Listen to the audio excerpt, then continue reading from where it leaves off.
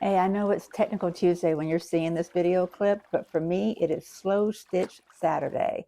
And I am doing my slow stitching. That's why I'm in my casual clothes, my Auburn Tigers, and my tribute to Nick Saban for being the wonderful coach that he was, a man of, I believe, of integrity, but definitely a man who pursued excellence and was able to inspire that in others. That's no small feat. So I tip my hat to him. And I have to say, for anybody who knows me and is saying, this is a quilting show, why is she talking about football when she does not do football?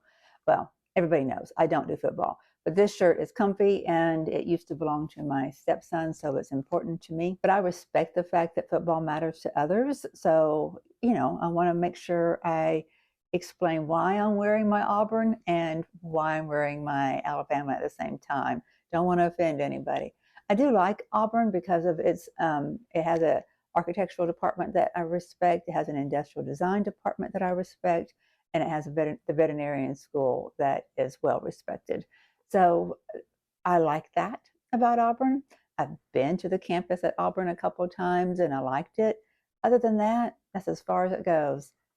I really don't care about football, but my shirt is comfy. Now, with that caveat out of the way, what are we talking about today? We're talking about fixing some problems that exist in the studio.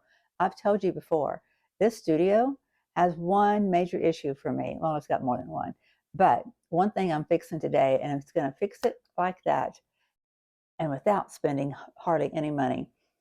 I've got a cutting surface that is way too low, hurts my back, hurts my neck, leaning over at the height that it is. I'm not chunking this piece of furniture. I want to spend my money on fabric, not replacement furniture. So what did I do? Find out in just a second because the solution is in here. I'll show you.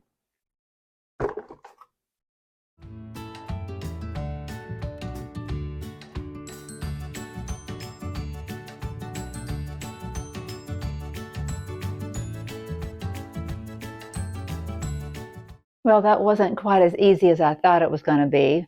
Somehow or another, whenever I added blocks underneath the table legs that are exactly the same height as the other ones, my table's not level. So it's okay. I think I can live with it. It's only a little bit off. I brought my level out and it's not too bad. If I have to tweak it by putting a little bit of support underneath the table leg, I will. I think what happened is that maybe the surface of where the table leg hits is not completely flat and my table legs come to a point. And underneath them, I had added some floor protectors. So it's just hitting it awkwardly. So it's just throwing it off a little bit. I need to work with it for a little while and make sure that that using the table doesn't mess with me before I start trying to tweak the height from one corner to the other by an eighth of an inch here and there. But overall, I'm very pleased. I'll show you the table as soon as I get it cleaned up because I had to move things around in order to do this because I needed the table cleared off. I'll show you what it looks like. I moved things off the table so it was just the weight of the table that I was lifting.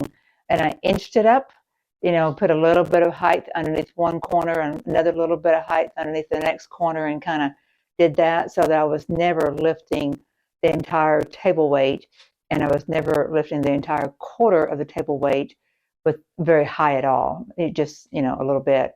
So it made it take longer because I was inching, and that's more going around the table. So it was tiresome, but it's doable, and I'm very pleased. I think I have it now at 40 3/4 inches, and that's going to be a much better height for me to be working at.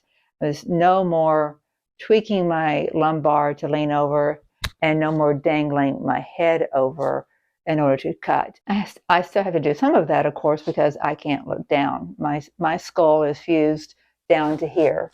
And all of the head movement that you see me do comes from right here at this level. So I don't have multiple levels of my neck at work to help keep, this bowling ball of a head supported as I'm leaning over. So I need this table height good and high, and it is. So now I've got to make sure that this height is not now ergonomically incorrect for my wrists as I'm cutting. I think it'll be good because I use this cutter.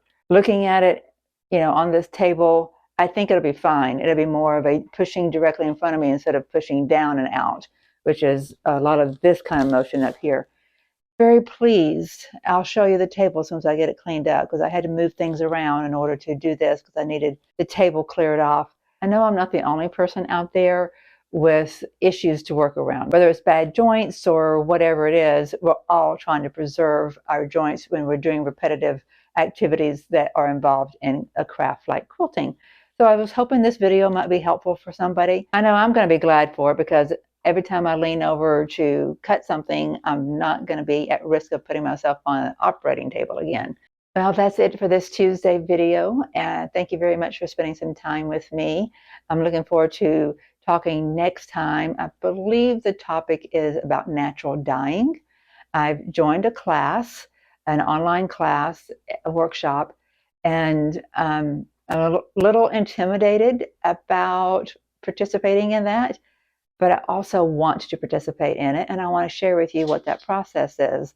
Like one of the questions I have, I keep on hearing people say that if you use one of your stock pots for dyeing, it has to be an isolated pot that you never use again for cooking. If you're using stainless steel, I don't understand why that is. I mean, it's stainless steel. And I did look up that as long as you Clorox it, you should be fine. Okay, so I'll Clorox it. So we'll explore the world of natural dyeing on the next video. Hopefully by then I'll have a little bit more information and I'll have some footage to share too. It's going to be an interesting journey. I don't only want to do natural dyeing, but I do want to do some natural dyeing. I have some inks that I want to get into. I want to do some exploration on the jelly. I don't know for sure what they're called, but they're jelly mats, and you can make fantastic prints on them. I've got some inks for that. I want to explore that. We'll get some of these things knocked out that are kind of holding me up and keeping me from doing some of the fun things, and then we'll get on to the good stuff. Till then, have a great time in your studio. We'll see you soon. Bye.